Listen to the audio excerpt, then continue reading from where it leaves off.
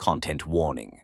This audiobook contains strong language, sexual themes, supernatural elements, and graphic depictions of death. The author recommends this work for audiences aged 18 and over. If you let your 6-year-old listen, that's on you. Moloch, The Real King of Horror by Ian Bailey. Published by Ashlar Press. Copyright 2025. Chapter 6. Intermission. He woke on the cold floor of his office again, his cheek pressed against a sheet of paper, ink smudged against his skin like a brand. His fingers were stiff, curled into claws, dried blood crusted beneath his nose. The air was thick with the scent of cigarettes, sweat, and something else, something wet and decomposing.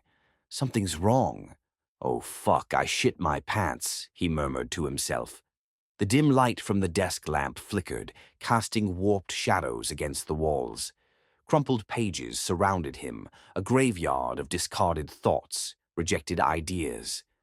The typewriter sat in front of him, its last word frozen on the page, an unfinished sentence, a thought severed in motion.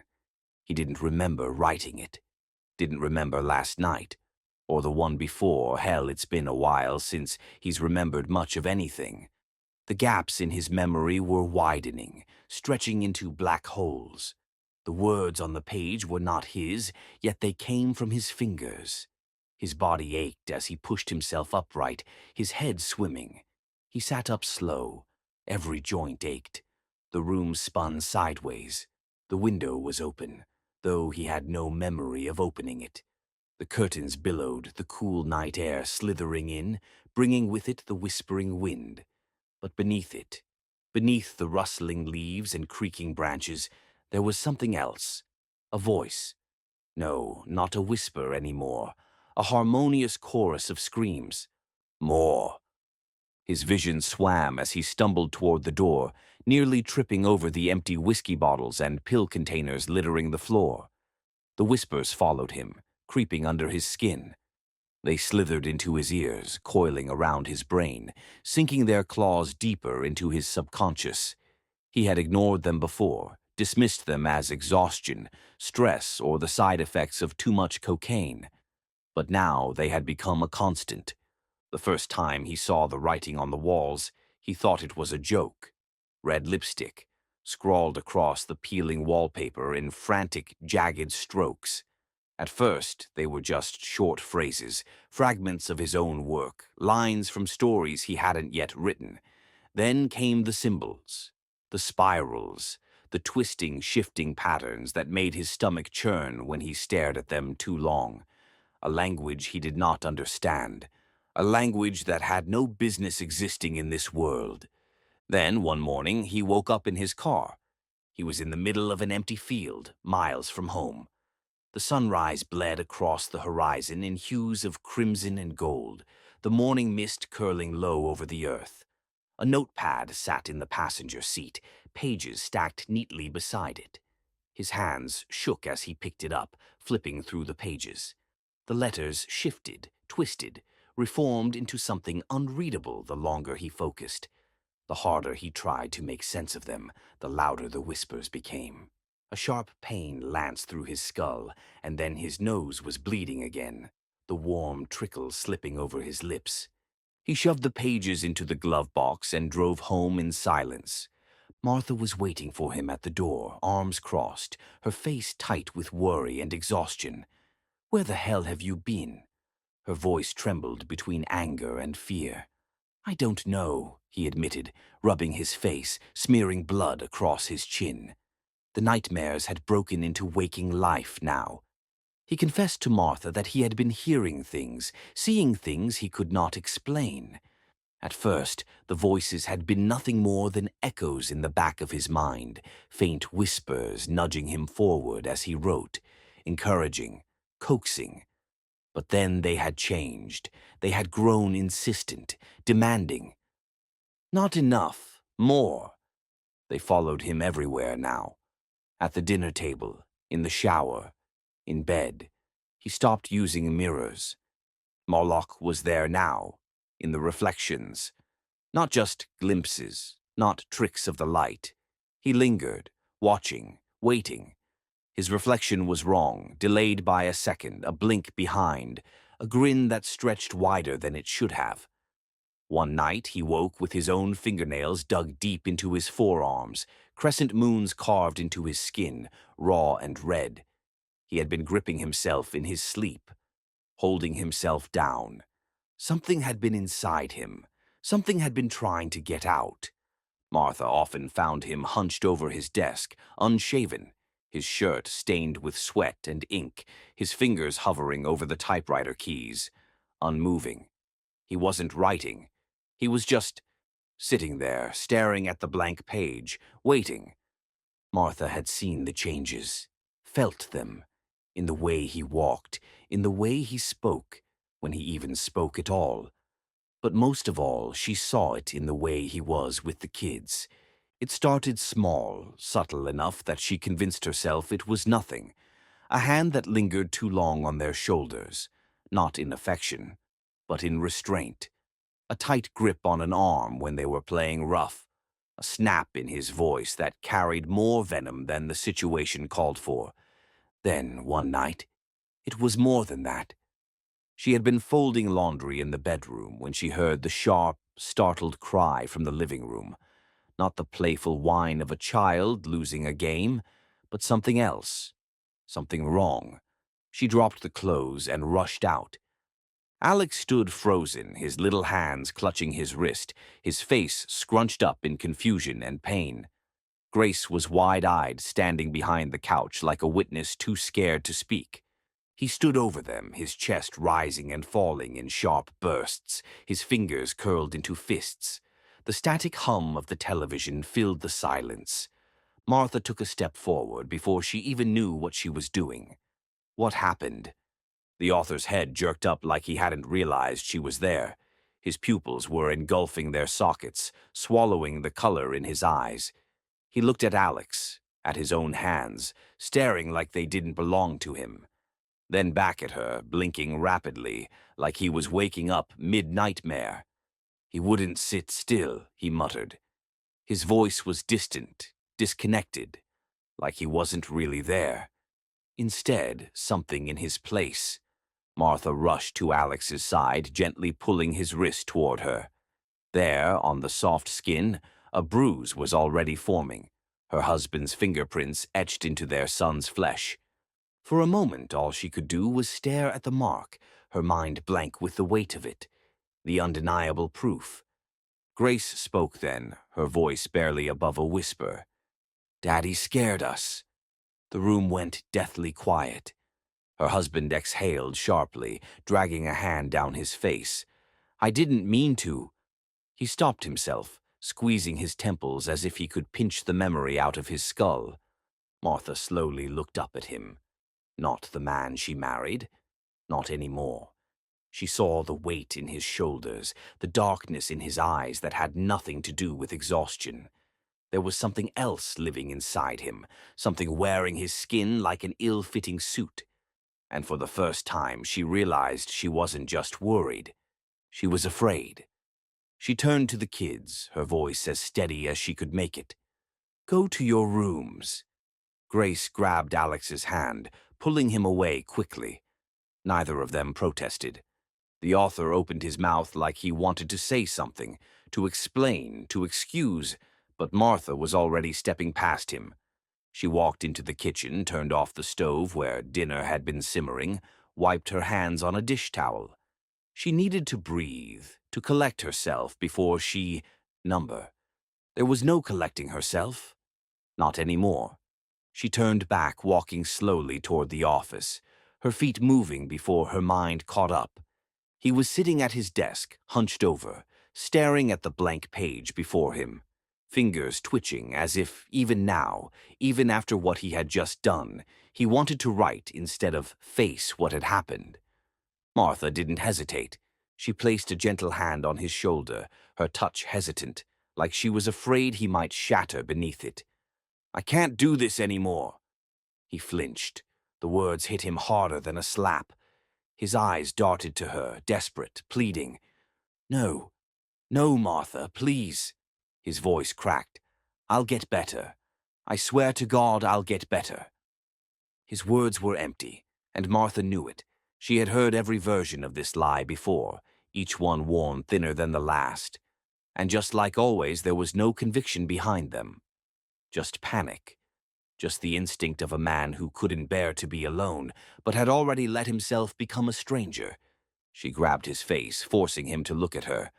"I don't know what's worse, the way you look at me like I'm a stranger, or the way you don't look at me at all." His eyes were hollow, the irises swallowed by darkness, his pupils wide and devouring. His skin had taken on a strange pallor, his cheekbones sharper, his body thinner, his beard thicker, like a werewolf was forcing its way out of him. Something in him had decayed, something vital had rotted away. Martha's breath hitched, her hands shaking. "You're not even here, are you?" The lights flickered. The room grew smaller. She wiped her tears and stepped back. Then, without another word, she grabbed the kids and walked out the front door, carrying nothing but her dignity. He didn't follow. For a long time, he just sat there, staring at the door. The silence in the house was different now, no longer just the absence of sound, but the presence of something vast, something empty. A black hole had formed. It settled into his bones, pressed against his chest, made it hard to breathe. They were gone, really gone. A sharp, stinging pain crept into his throat, an ache he hadn't felt in years. He clutched the arms of his chair, his nails digging into the worn wood. He should chase after them. He should fix this. He should— A slow scraping sound. From across the desk, something slid into view. A small, familiar packet, the fine white powder shifting inside like restless ghosts. "You can let it all out now," Moloch murmured from the shadows. His breath came in short, ragged bursts. His fingers twitched, reaching out instinctively before curling into a fist. "Number!" But the pain inside him clawed at his ribs, ripped through his veins, turned every inch of him inside out. His head pounded, his hands shook, and the weight of the emptiness threatened to break him apart. He loosened his fist. With trembling fingers, he picked up the packet, tore it open, and dipped a fingernail inside. The powder clung to it, waiting. A second of hesitation, of clarity, of knowing this would only drag him deeper. But what was the alternative? Feeling it? No. In one quick inhale, it was gone. The burn seared through his sinuses, a sharp sting that dissolved into something warm, something light. His body sagged, his head lolling back against the chair as the rush swept through him like a tide, pulling him under. His lips parted, and he let go, just as Moloch asked. The drugs took over, a binge like no other. Cocaine, whiskey, pills, mouthwash to rinse and repeat. It didn't matter. It was all the same. He wrote for 3 days straight. No food, no water. His fingers bled onto the typewriter keys, smudging the paper with red. The words poured out of him, as if they had been waiting. But they weren't his. They were Moloch's. The story unfolded on its own, a thing that had been buried inside him, clawing its way free. He was just the vessel. His body was weakening. His mind was fraying. He could feel it. He was dying. Something else was being born. Ripping the last page he wrote out of the typewriter, he reads over the page, not convinced it was good enough. Darren Grick lay in bed, the blankets tangled around his legs, his breath shallow in the silence of the room. The night pressed in, thick and oppressive, the air heavy with something unseen. Moonlight slashed across the floor, cold and sharp, illuminating the closet door, the dresser, the window. A whisper of sound, faint, brittle, fingernails against glass, a slow, deliberate scrape. Darren stirred, his eyelids flickering. Another sound, a tap, gentle, patient. The wind? No, the night was still. His stomach clenched. He turned, pulse hammering, and saw him. A face hovering beyond the glass, pale, hollow-eyed, familiar. Milo, his friend. But not. Milo was gone. Had been for days, buried deep in the earth where the cold seeped in. And yet there he was, floating just beyond the pane, his mouth stretched into something that might have been a smile, might have been something else. His hands rested against the window, fingers curled slightly, as if they could already feel Darren's skin, already imagine how warm he would be. Darren couldn't move, couldn't breathe. A prickling ran down his spine, pooling in his limbs, turning his muscles to stone. "Darren," Milo whispered. His voice was distant, warped, thick with something rotten. "Let me in." Darren shook his head, or tried to. His body was sluggish, heavy, as though something pressed down on him, something unseen, something ancient and patient. A slow, creeping numbness settled in his fingertips, his toes winding through his veins like ice.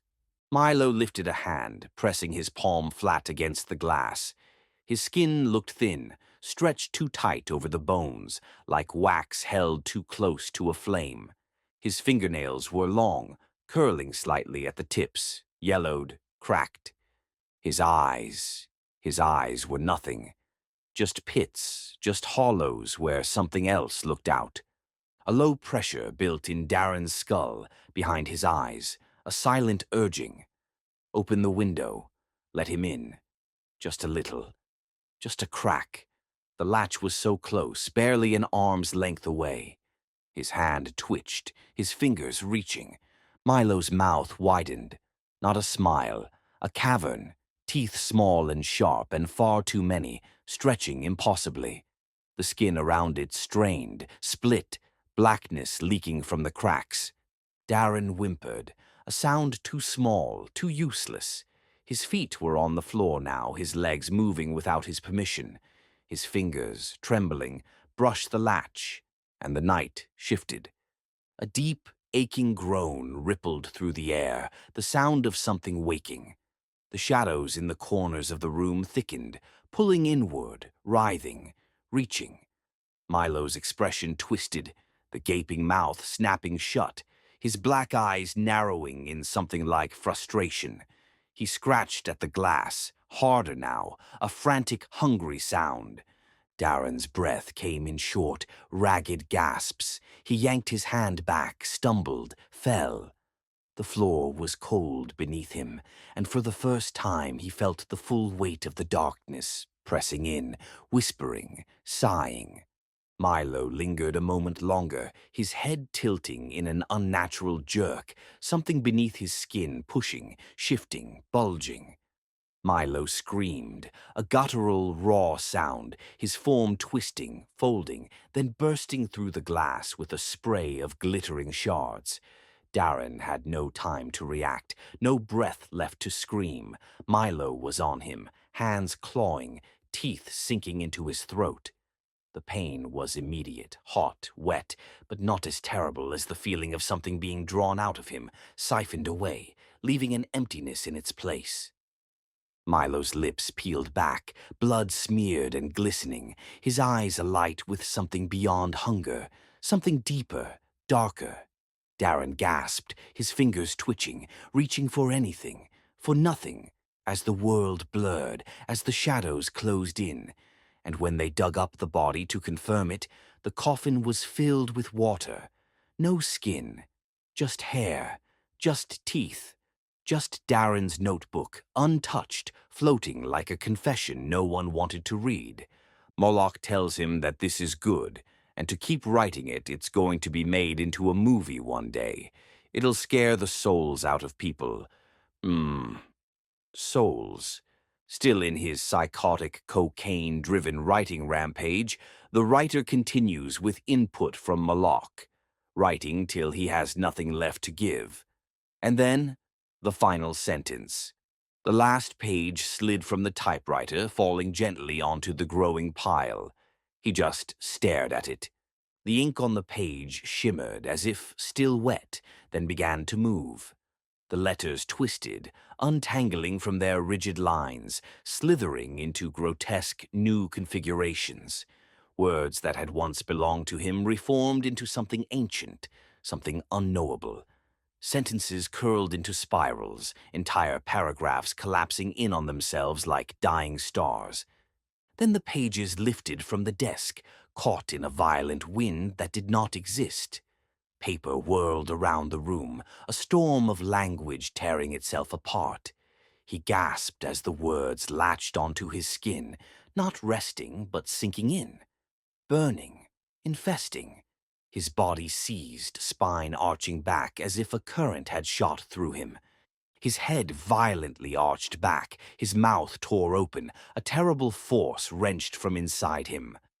The words came screaming out, pouring from his throat and nostrils in a chaotic, howling gale, the taste of ink, the feeling of his throat raw from screaming words he never meant to say. A voice that was no longer his own. They whipped across the room, clawing through the air in a frantic cyclone, before suddenly collapsing inward. The pages reassembled. One by one, they snapped back into place, stacking neatly as if nothing had happened. And then the final page, pure, white, untouched, floated downward, drifting like a feather through the still air. His breath slowed. His pulse thundered in his ears. As the page landed, ink seeped from the paper's fibers, forming words of its own. It congealed, dark and wet, from the blood of his cocaine nosebleeds. A title emerged, Bethlehem's Lot. His own, yet never his at all. This was not fiction. It was a door, a cosmic cipher unlocking something that had been waiting just beyond the veil. His own handwritten notes sprawled over them like the remnants of a man in decline. But he had no memory of writing it. His breath caught in his throat. The door is open now. The air thickened. The walls seemed to breathe. The shadows coiled at the edges of his vision. The house creaked like it was exhaling. He slowly looked up from the notepad. Moloch sat across from him on the window seat, smiling, pleased, in control. As his body sagged into the chair, the final rush of adrenaline surged through his veins, the remnants of cocaine burning like liquid fire under his skin. His eyelids fluttered, heavy with exhaustion, and as they drifted shut, Moloch's grin stretched wider, teeth glinting in the dim light. Just before the darkness swallowed him whole, a voice slithered through the void, no longer a whisper, no longer just an idea curling around his thoughts, but audible, real, spoken aloud into the thick, suffocating air. "Are you having fun yet?" His eyes snapped open. Involuntary action, the doctors concluded. He hadn't woken, not really. His body moved on its own, twitches in his fingers, a tightening of the jaw, the faintest flex of his toes under the sheet. A nervous system still firing, even if the mind behind it had checked out. They'd seen it before. Cocaine withdrawals could scramble the brain like eggs if it hit hard enough. "He's lucky," said one of the doctors, a tall man with permanent frown lines carved between his brows.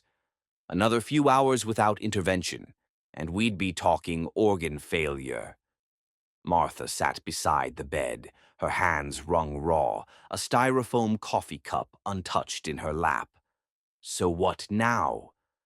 "We taper him down slowly. Fluids, monitored sedation, and a close eye on his vitals.